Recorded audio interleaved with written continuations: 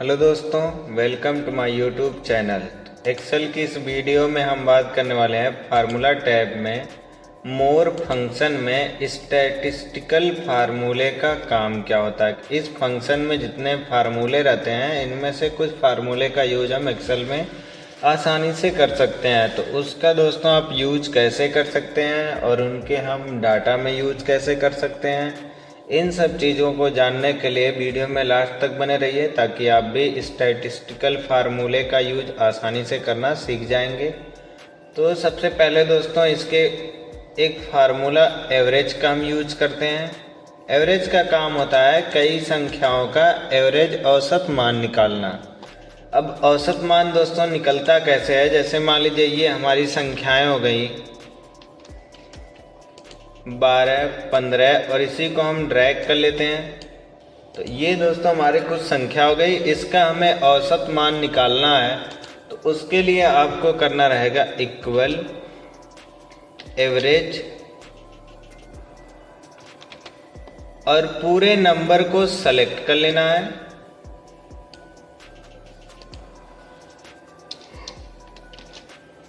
Bracket close करके enter कर देना है। तो दोस्तों इसका औसत मान निकल जाएगा कि इसका पूरा औसत कितना है। ऐसे ही दोस्तों अगर हम इस रिकॉर्ड में देखें, ये जो लोगों का रिकॉर्ड है 50 तक के लोगों का रिकॉर्ड है, तो औसतन कितना अमाउंट इनका आएगा। तो यहाँ आपको करना इक्वल एवरेज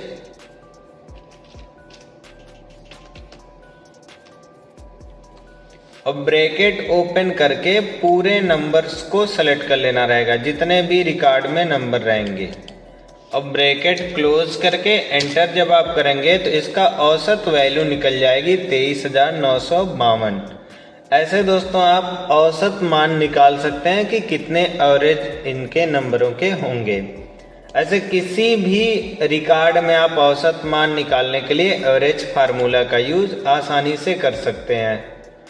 उसके बाद दोस्तों हमें एवरेज के बाद मिलेगा फार्मूला काउंट का। काउंट का काम क्या होता है दोस्तों कि हम इसमें से किसी भी नंबर को गिन सकते हैं कि हमारे इस रिकॉर्ड में न्यूमेरिकल वैल्यू कितना लिखी गई है। तो आपको यहाँ से करना रहेगा इक्वल काउंट ब्रैकेट ओपन। अब दोस्तों आपको पूरा वैल्यू सेलेक्ट कर लेना है, जितना रिकॉर्ड आप बनाए रहेंगे सबको सेलेक्ट कर लेना है। सेलेक्ट करके ब्रैकेट क्लोज करना और एंटर कर देंगे। जब आप एंटर करेंगे दोस्तों तो देखिए इसमें टोटल 100 वैल्यू लिखी गई है। अब 100 कैसे है, यहाँ से 1 से लेके 50 तक हमारा नंबर है, तो यहाँ से भी 1 से लेके 50 तक होगा।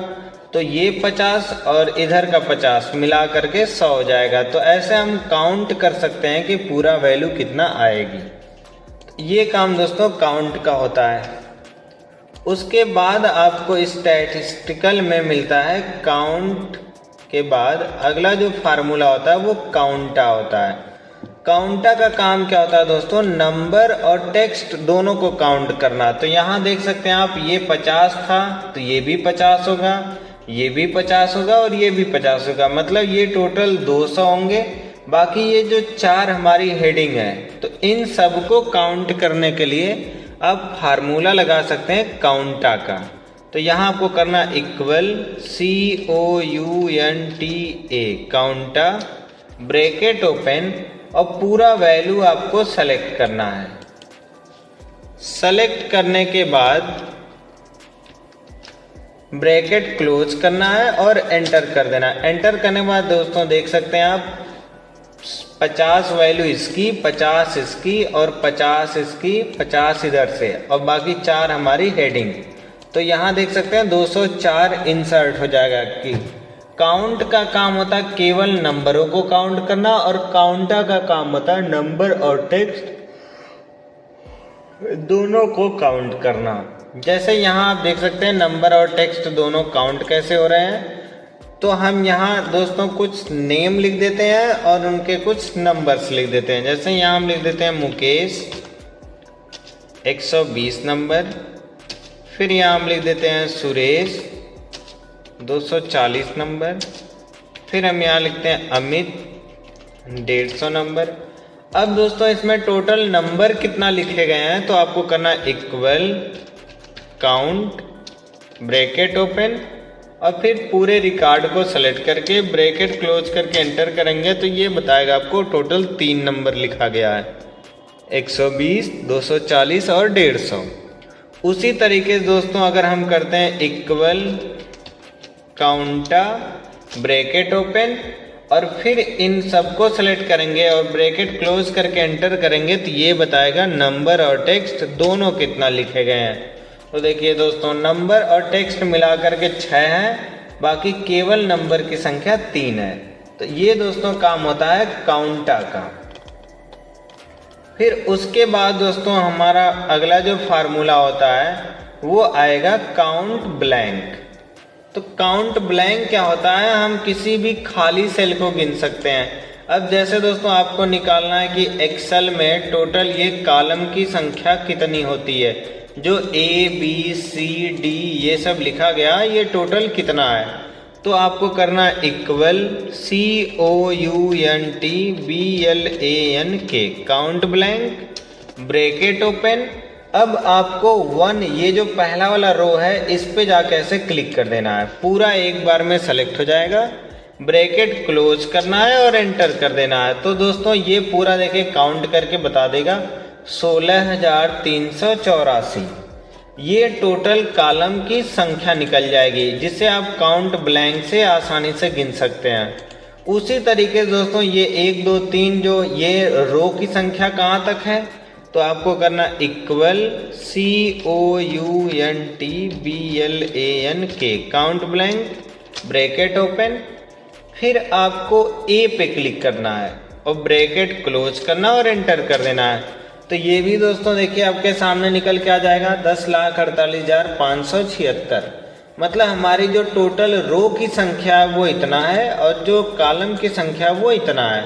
और अगर दोस्तों हम इन दोनों का मल्टीप्लाई कर देंगे तो हमारे टोटल सेल की संख्या निकल के आ जाएगी कि एक्सेल में कितने सेल होते हैं, कितना कॉलम होता है और कितनी रो होती है। तो ये दोस्तों आप काउंट ब्लैंक से रो और कॉलम की संख्या निकाल सकते हैं। उसी तरीके से दोस्तों आप काउंट ब्लैंक का यूज़ रिकॉर्ड में भी कर सकते हैं कि कितने इसमें सेल खाली हैं वो गिन करके बताएगा। जैसे हम यहाँ एक सेल खाली कर देते हैं जिसमें कुछ नहीं है, तो हम यहाँ करेंगे इक्वल COUNT काउंट ब्लैंक और ब्रैकेट ओपन करके पूरे रेंज को सेलेक्ट कर लेंगे। जब आप पूरे रेंज को सेलेक्ट करके ब्रैकेट क्लोज करके एंटर करेंगे तो यहाँ दोस्तों देखिए 1 आ रहा है, क्योंकि ये हमारी एक सेल ऐसी है जो खाली है। अगर हम दोस्तों यहाँ लिख देते हैं नेम, ऐसे नेम लिख देते हैं तो ये 0 हो जाएगा तुरंत। अब 0 क्यों होगा दोस्तों, क्योंकि इसमें एक भी सेल खाली नहीं है इस पूरे रिकॉर्ड में।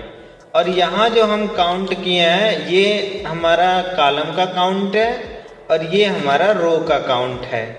तो ऐसे दोस्तों आप काउंट ब्लैंक का यूज करके रो कॉलम भी गिन सकते हैं और किसी रिकॉर्ड में अगर आप गिनना चाह रहे हैं तो वो भी काउंट कर सकते हैं। उसके बाद दोस्तों आपका जो अगला फार्मूला होता है स्टैटिस्टिकल में वो मिलेगा आपको काउंट इफ का। इसके पहले भी हमने आपको जब एक्सेल में अटेंडेंस का रिकॉर्ड बनाना बताया था तो काउंट इफ का फार्मूला उसमें बताया हूँ।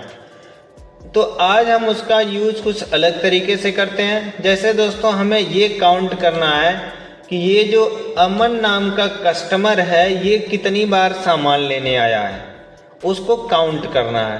तो आपको यहाँ करना equal COUNTIF count if bracket open. अब आपको ये कस्टमर की लिस्ट पूरा सेलेक्ट करना है। जब आप कस्टमर की पूरा लिस्ट सेलेक्ट करेंगे और फिर आपको कामा लगाना है, कामा लगा करके आपसे क्राइटेरिया पूछा जाएगा कि किसका रिकॉर्ड आप गिनना चाह रहे हैं। तो हम यहाँ से सेलेक्ट कर लेते हैं अमन और ब्रैकेट क्लोज करेंगे और एंटर कर देंगे। तो दोस्तों यहाँ देख सकते हैं आप अमन जो है वो 9 बार सामान लेने आया हुआ है। और एक तरीके से और आप कर सकते हैं, यहाँ आपको करना equal COUNTIF countif bracket open, range आपको ले लेनी है। जब आप रेंज सेलेक्ट कर लेंगे तो फिर आपको दोस्तों कामा लगाना है, डबल इन्वर्टेड कामा लगाना है और यहाँ लिख देना है अमन, डबल इन्वर्टेड कामा क्लोज करना है, ब्रैकेट क्लोज करना और एंटर कर देना है, तब भी आप निकाल सकते हैं। तो यहाँ से दो चीज़ें आप कर सकते हैं दोस्तों, और वो दोनों चीज़ें हैं क्या, एक बार आप सेल को सेलेक्ट कर सकते हैं तो एक बार आप उनका नाम ही लिख सकते हैं पूरा। ऐसे डबल इन्वर्टेड कामा में नाम लिख करके भी आप काउंट कर सकते हैं, और या तो जिस सेल में वो नाम लिखा है उसे सेलेक्ट करके भी आप काउंट कर सकते हैं। तो ऐसे दोस्तों आप किसी भी फार्मूला वो डाटा में काउंटिफ फार्मूला का यूज करके उस रिकॉर्ड को गिन सकते हैं।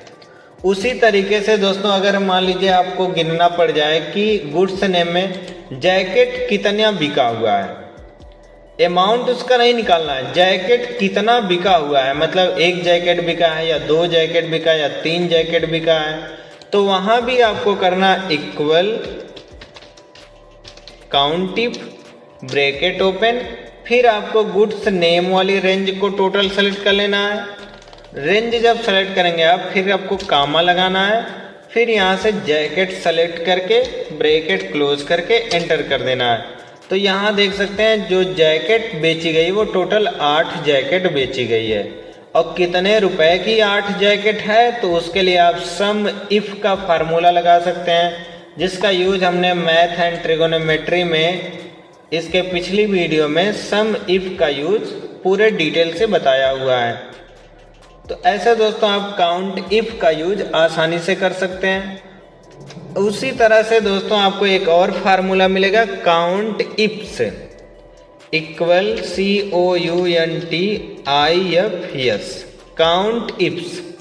इसका काम क्या दोस्तों होता है, दो कंडीशन दे सकते हैं आप। जैसे यहाँ से हमें काउंट करना है कि ये जो अमन है वो कितनी बार दुकान पे आया था, तो ये तो काउंट कर लिया आप 9 बार आया था, लेकिन अमन जैकेट लेने कितनी बार आया है ये हमको काउंट करना है कि जो अमन कस्टमर है वो जैकेट लेने कितनी बार आया था। तो हमें पहले क्राइटेरिया रेंज 1 में ये ले लेना रहेगा, कस्टमर की लिस्ट, फिर कामा लगाना रहेगा, फिर कस्टमर का नाम लेना है, फिर कामा लगाना है, फिर गुड्स की लिस्ट को पूरा सेलेक्ट कर लेना है जहाँ तक रहेगी, फिर कामा लगाना है, फिर जैकेट को सेलेक्ट करना है, ब्रैकेट क्लोज करके एंटर कर देना है। तो यहाँ दोस्तों देखिए 0 इंसर्ट हो रहा है, मतलब ये जो अमन नाम का कस्टमर है ये जैकेट एक भी बार खरीदने नहीं आया है। अगर हम कहीं पे अमन का यहाँ लिख देते हैं जैकेट, तो यहाँ दोस्तों देखिए एक बार दिखा देगा, मतलब ये जो अमन है वो एक बार जैकेट लेने आया है, तो यहाँ एक काउंटिंग में आ जाएगा। अगर ये अमन जैकेट नहीं लिया रहेगा तो काउंटिंग में नहीं आएगा। ऐसे दोस्तों आप आसानी से काउंट कर सकते हैं। वैसे ही अगर आपको गिनना है कि ये जो रमेश नाम का कस्टमर है ये शूज कितनी बार लेने आया है, तो आपको करना equal count ifs bracket open. पहले आपको कस्टमर नेम वाली लिस्ट को पूरा सेलेक्ट करना है, फिर कामा लगाना है, फिर कस्टमर का नाम लेना है, फिर कामा लगाना है, फिर गुड्स की लिस्ट को टोटल सेलेक्ट करना है, टोटल गुड्स की लिस्ट जितना भी रहेगी, फिर आपको कामा लगा के शूज सेलेक्ट करना है और ब्रैकेट क्लोज करना और एंटर कर देना है। तो यहाँ देखिए जो रमेश नाम का कस्टमर है वो शूज जो है 9 बार खरीदने आया हुआ है। तो ऐसे दोस्तों आप किसी भी रिकॉर्ड में काउंटिफ और काउंटिफ्स का फार्मूला का यूज करके रिकॉर्ड में किसी भी नंबर को या अक्षर को या टेक्स्ट को शब्द को आसानी से काउंट कर सकते हैं। जैसी कंडीशन आप देंगे वैसा रिकॉर्ड आप काउंट